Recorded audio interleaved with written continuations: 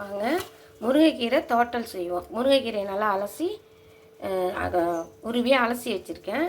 அதுக்கு தேவையான தேங்காய், சின்ன வெங்காயம் நல்லா கட் பண்ணி வச்சுருக்கேன், கடுகு எடுத்து வச்சுருக்கேன். இதோட 2 வரமிளகா போட்டுக்குவோம். நான் நல்லெண்ணெய் ஊற்றிருக்கேன். இதில் கடுகு போட்டுக்குவோம். அதோட 3 வரமிளகா கிள்ளி போட்டிருக்கேன். நல்லா செவந்து பொரிஞ்சு வரட்டும். கடுகு பொரிஞ்சிருச்சு. இப்போ இதில் சின்ன வெங்காயத்தை போட்டு ஒரு 3/4 பதத்துக்கு வதக்கிக்குவோம். தேவையான உப்பு போட்டுக்குவோம். இப்போ கீரை அதோட அள்ளி வைப்போம். அதில் இருக்கிற ஈரத்துலேயே கீரை வதங்கட்டும். இந்த பொரியல் செய்ய 5 நிமிஷம் தான். கீரை உரிட்டோம்னா 5 நிமிஷம் தான். இப்போ நல்லா வதங்கிடுச்சு பாருங்கள். இல்லை கொஞ்சோண்டு தேங்காய் பூ போட்டு வதக்கி எடுத்துட வேண்டியதுதான். அழகான கீரை பொரியல் ரெடி ஆயிடுச்சு.